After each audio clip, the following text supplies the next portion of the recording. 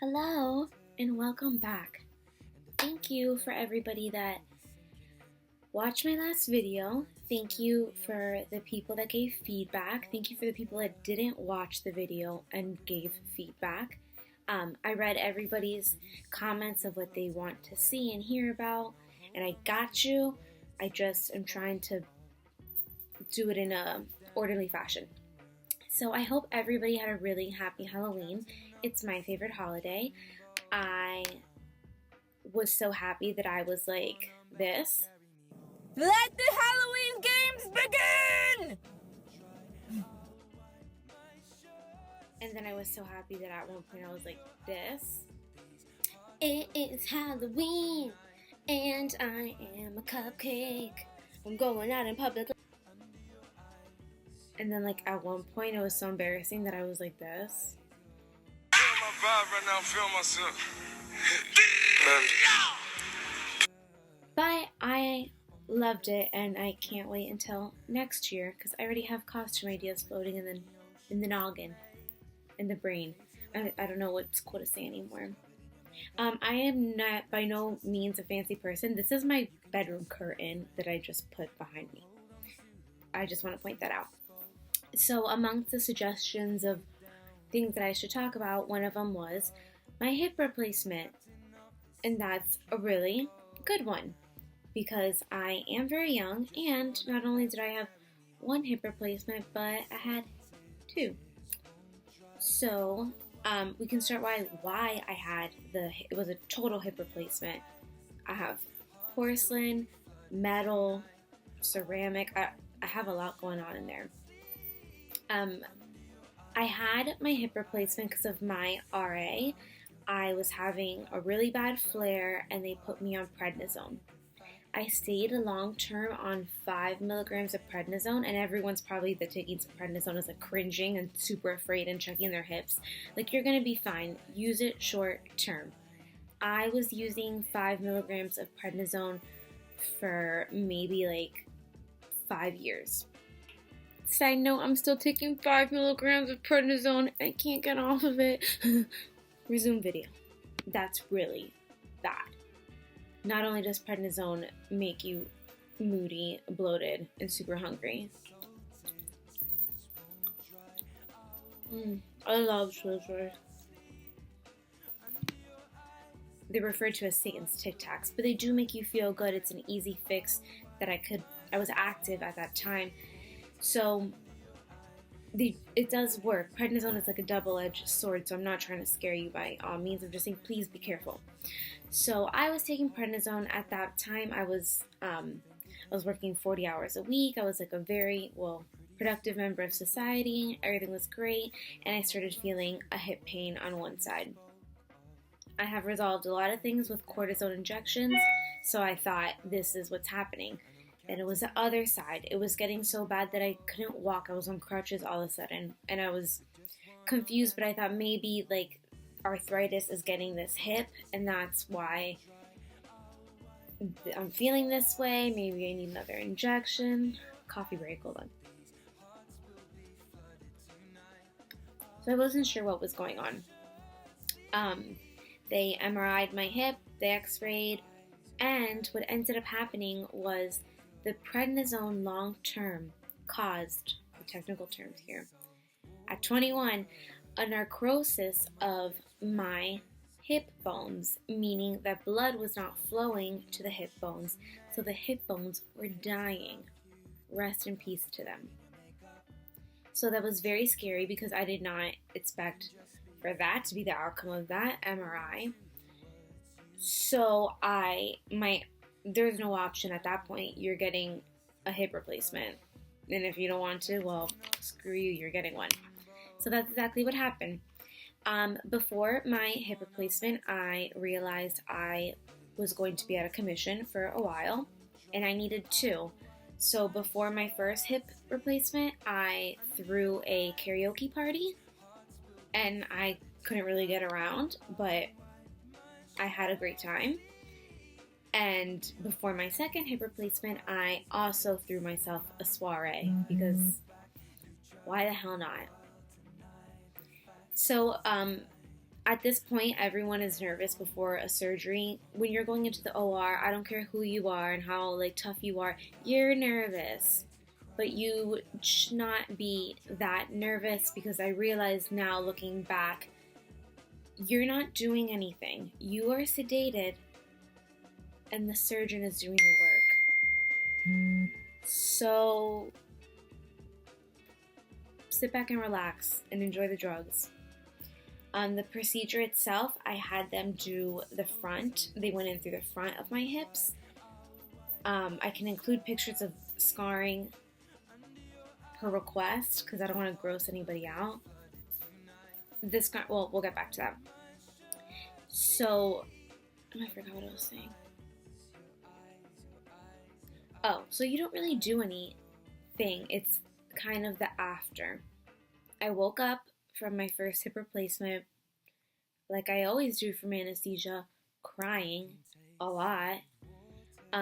I don't know if I was crying because I was hungry or in pain. I think it was both. At the same time, I was like, I'm not a shy person to ask for drugs. So if you are getting a hip replacement and they are like, do you want morphine? You say absolutely. Don't sit there and suffer. Take all that you can.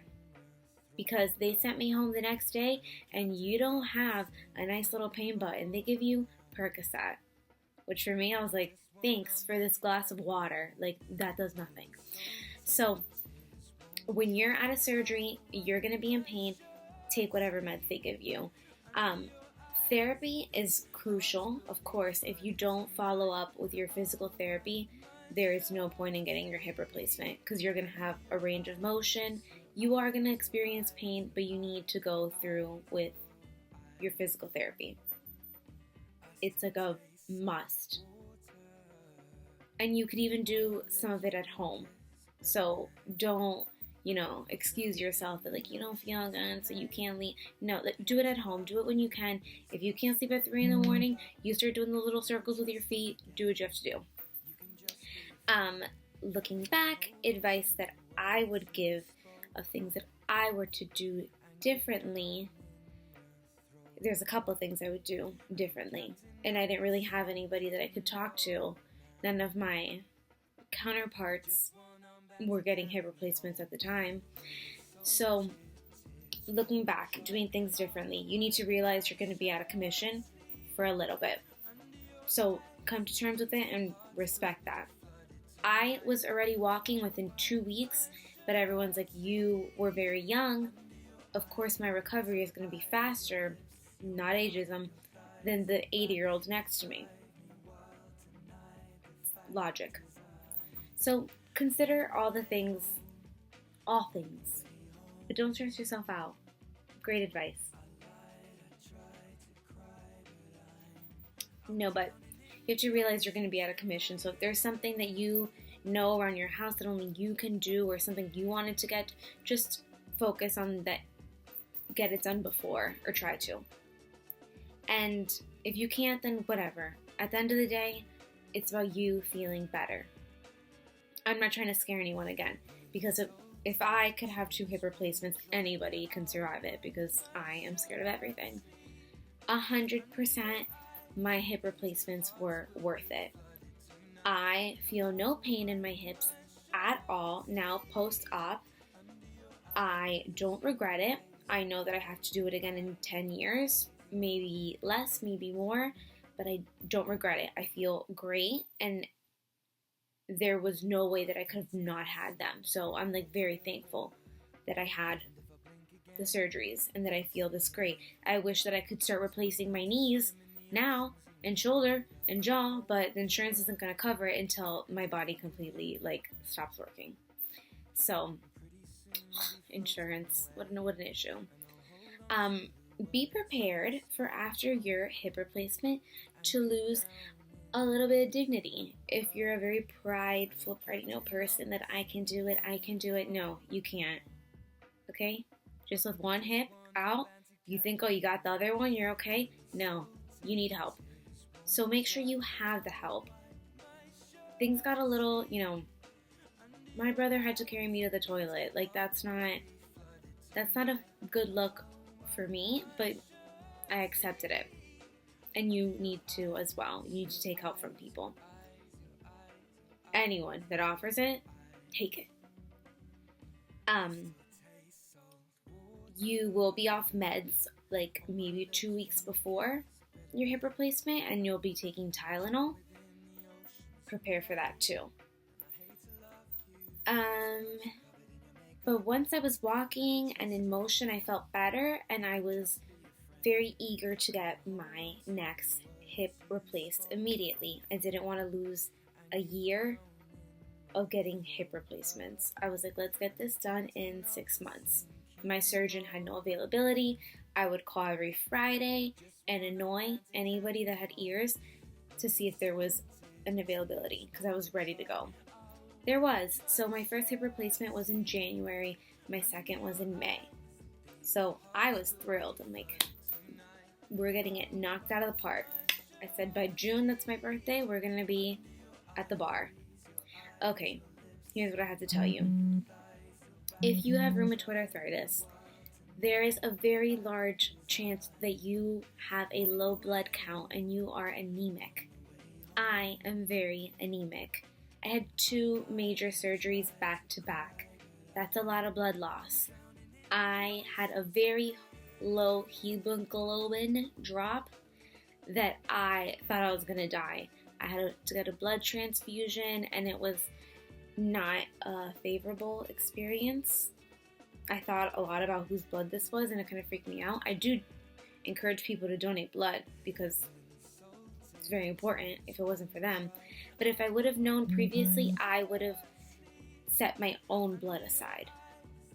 If that might not make, you might want your blood from a stranger, but I would have preferred my own. So that being said, yeah, my hemoglobin dropped, and I was sure that I was fine. I was fine. I couldn't even open my eyes. I wasn't fine. If I would have stayed home, God knows what would have happened to me. So I'm glad that my parents don't listen to me. Now they can never watch this video. Damn it. So after the blood transfusions and I'm on the second hip and I'm recovering and I'm feeling good, I'm still a very active person. I was still taking a class in school online, but you're at home all day. And to ask for a better support system than I had is impossible, because I had constant phone calls, like cards, visitors, and I couldn't ask for more. However, in the sake of being blunt, and whoever sees this, here it is. After my surgeries, maybe it was that time to myself, maybe it was a reality that sunk in of what was happening, what was going to happen, I fell into a depression. And maybe I had the depression a long time coming. I don't know why the lighting got so bad around here. Maybe the depression was a long time coming. Maybe this whole hip thing evoked it. I do attribute a lot of my depression and anxiety to methotrexate. I think it could be medically induced. Again, these are my opinions. My doctor has never said, yes, in fact, this and this drug induced this and this on you. My doctor has never confirmed it. There's really no way to know. But I did become very depressed.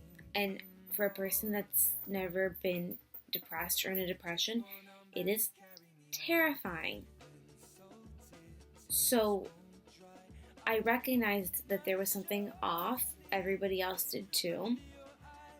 It's normal to be sad, but the sadness that I felt was so deep that I am still today being treated for anxiety and depression. So as you're recovering, be very aware, not just with physically what's happening with your body, but mentally. Because I think the sooner you catch on to any kind of depression, anxiety, and the sooner you start treating it, the better. I still seek therapy. I still take medication. I am very open about it. I can talk about it more in another video if you want to. If you don't, then we can talk about it, whatever you want. So that was part of my post-op struggle. Maybe more than the pain physically was the mental that really freaked me out. If you suffer from depression, you're like, oh yeah, girl, we know exactly what you mean. So if you don't, you're like, oh my god. Again, I don't regret having my hip replacement at all. I needed it. I feel better. But you need to be cautious of things that are happening. Another thing that happened was my surgeries were so back to back, which again I thought was a brilliant idea, that my second incision, the dissolvable stitches did not dissolve. So I would have to go every week and they were picking them out with a tweezer.